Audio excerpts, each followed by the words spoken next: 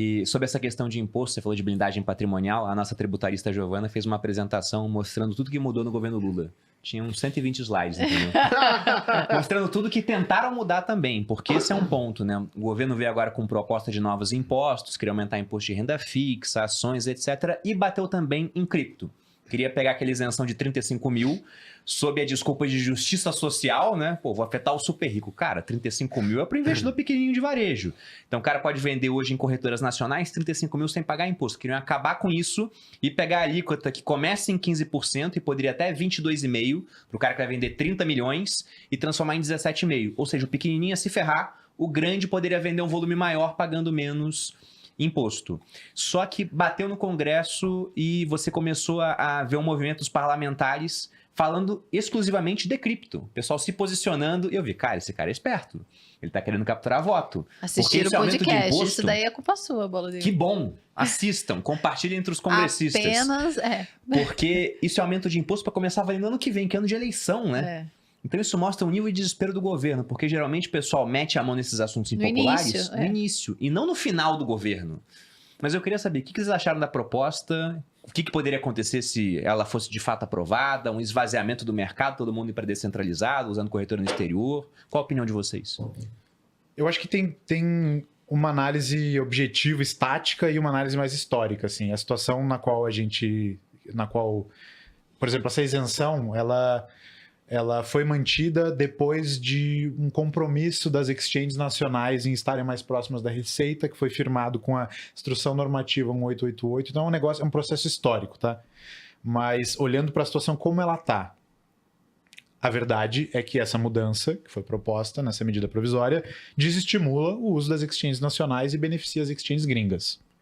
Se é correto ou não, se já deveria estar equalizado, isso é outra discussão. Hoje é isso que acontece. É um certo protecionismo, digamos assim. Hoje ela existe para ter uma vantagem para tu usar as exchanges nacionais. Então você tira isso, você tira essa vantagem, vai ser ruim para o mercado nacional da maneira como ele está hoje. Mas assim, no longo prazo, dá para tu argumentar também que isso vai forçar mais competitividade e as exchanges que se virem. Eu achei muito interessante que rápido a gente teve, se eu não me engano, foram 3 parlamentares que já propuseram mudanças. Que homens, cara. Que homens. Heróis. Foi o Áureo Ribeiro, o Eros Biondini e o senador Jorge Saif, se eu não me engano. Posso estar errando os nomes, me corrijam depois. Que são pessoas que estão antenadas, que entenderam, que tem um eleitorado grande, que tem cripto, e que é um eleitorado que está disposto a mudar de ideia e ser pragmático na eleição do ano que vem. Eu voto em quem dá isenção. Acabou. E aí, meu voto. E aí o governo fez 3 votos aqui na mesa, eu ainda tô pensando. O governo fez o boi de piranha clássico ali do IOF e alguém ele vai ter que prejudicar, né? Anunciou uma medida super ruim e aí... Pegou da pior depois. Exato. E aí alguém vai ter que se ferrar. E aí a gente tá vendo um monte de indústria fazendo seu lobby ali. O agro para os seus fundos, fundo imobiliário, indústria de cripto e tal, e alguém vai se dar mal. E... como tu falou, essa mudança da maneira como foi proposta é um negócio que beneficia muito mais o rico em detrimento do pobre. Então, narrativamente, não faz sentido. Então, eu acho que alguma dessas mudanças aí, propostas de mudanças encampadas por esses parlamentares, vai para frente, dado que cripto está se organizando. Cripto esteve em Brasília há 2 semanas atrás, no dia do anúncio dessa medida provisória. Inclusive, teve várias coisas que a gente já falou aqui que foram apresentadas lá, então eu estou otimista. E tô torcendo aí para essa isenção ser mantida, porque se a isenção cair, vai ter muita gente que vai aproveitar dela até o fim do ano para realizar lucro sem pagar imposto e depois tchau. Se ela for mantida, vai dar para o pessoal continuar vendendo um pouquinho de cripto todo mês sem pagar imposto sobre ganho de capital. Eu acho que não vai passar. Entendeu? Pelo que eu tô vendo assim, de movimentação, analista político conversando. Mas é um ponto. Eu acho que não vai passar por conta de proximidade de eleição. O pessoal já tá de olho em 2026. E até queria saber a opinião de vocês, passar a bola pro Casta, né? Depois se quiser contribuir também, Felipe. Se você acha que no Brasil a gente vai ter esse perfil de single issue voter, assim, sabe? O cara querer votar por uma única questão. Olha, eu sou cripto. Às vezes o cara tem um pouquinho do patrimônio, que ele não tem quase nada, mas ele é tão fanático na ideia do Bitcoin, ele é quase religioso nisso, que ele fala, não, eu vou votar em quem beneficiar a autocustódia do Bitcoin. Eu acho que sim, cara, mas é um pouco até do que aconteceu com o Trump, né? Na cabeça do cara, ele tá votando por uma questão única, mas no fundo ele tá votando por desespero econômico. né? A gente vive em tempos, cara, onde as pessoas elas não estão sendo devoradas pela inflação, elas já foram devoradas pela inflação. O dinheiro está pulverizado, o real, o dólar, né? Todas as moedas fiduciárias. Então, cripto não é só um lugar para se investir. Cripto, para muitas pessoas, é a única coisa que faz sentido. Eu, principalmente, cara, eu olho para cripto, aquilo para mim faz muito mais sentido do que toda a engenhoca financeira tradicional. E eu já entendo razoavelmente bem como é que funciona a engenhoca financeira tradicional. Então, quando o cara fala, eu vou esganar você porque você quer fazer parte de uma coisa que faz sentido, eu falo, eu não quero nem saber, eu vou votar em quem me permite que eu faça parte disso. Porque, para mim, votar num candidato pró-cripto não é votar no cara que vai fazer o Bitcoin subir. É votar num cara que vai deixar aberta a porta para eu ir para o único lugar onde eu creio que as coisas fazem sentido para o futuro. Isso é uma questão essencial, tem a ver com a minha sobrevivência econômica e com o que eu desejo para o futuro da sociedade que eu quero viver.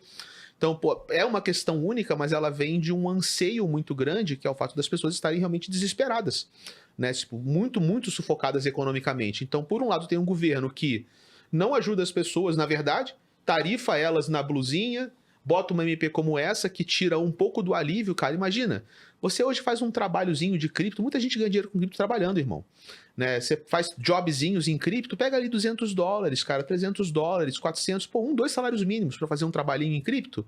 O cara pega isso numa carteira criptonativa, joga para uma corretora nacional e pega esse dinheiro tranquilo. Aí você vai taxar esse cara, essa galera, velho, nem sabe como é que faz a conta do imposto. Não é que o cara... 17,5 é muito, não é nem o valor. O cara não sabe como fazer. As regras são hiper complexas. É muito difícil declarar corretamente cripto. Então o cara teria que gastar dinheiro além do imposto para conseguir declarar com certeza. As melhores plataformas hoje que você encontra por aí que ajudam você a declarar imposto são legais, mas são caras, velho. Para você pegar uma plataforma que escaneia tua carteira e te informa, $2 que tu vai gastar. O cara às vezes ganha isso no total. Como é que ele vai fazer? Então, se você põe uma medida como essa, sufoca todo mundo. Daqui a pouco você vai ter aí 300 mil pessoas irregulares. Vai caçar o CPF de todo mundo, velho? Vai executar o patrimônio de todo mundo? Vai pendurar essas pessoas, executar elas na praça pública para fazer demonstração? Não dá. E quanto mais elas são, pior fica o problema. Se cripto expande, daqui a pouco tem 3 milhões de pessoas. Todas irregulares. Tu vai fazer o quê, cara? Então, eu acho que a gente está entrando num ponto onde a gente tem um governo que é sedento por controle. Sim. Ele é sedento por controle. O controle de saber o que as pessoas estão fazendo, do controle fiscal dessas pessoas. O imposto arrecada, mas o imposto também controla o comportamento. E ele incentiva as pessoas a ir aonde o governo quer que ela vá para ela estar controlada. E se isso continua se agravando, chega uma hora que a pessoa fala, esquece, eu não consigo responder a esse controle. É impossível. Então... foda-se, eu vou pra marginalidade. E você vai ter 3 milhões de pessoas que vão largar o dane-se pra isso e vão operar em cripto. E aí, se o governo quiser vir atrás de mim, que venha atrás de nós 3 milhões. Aí você entra num ponto onde vai ser o embate final entre poder estabelecido e tecnologia. Né? E nesse ponto, eu acho que o que a internet mostrou é que no final, se a tecnologia tem adoção de massa, não importa a lei. A lei se torna obsoleta e o poder estabelecido é forçado a abrir mão dela e ceder poder de volta para a base que compõe a tecnologia. Eu acho que pode chegar nesse ponto se continuar igual. Mas se vier um outro candidato que fala eu sou pró-cripto, eu vou votar nesse cara na hora. Esquece, para mim acabou o jogo, sacou? Eu vejo os primeiros parlamentares aqui se movimentando, se aproximando da indústria, encampando essas bandeiras, como aconteceu nos Estados Unidos há uns 4 anos atrás. Então a gente está um pouco atrasado, mas fazendo coisa parecida com eles. E os Estados Unidos já entenderam que cripto pode ser uma ferramenta para empoderar a visão de mundo deles, estender a dominância do dólar.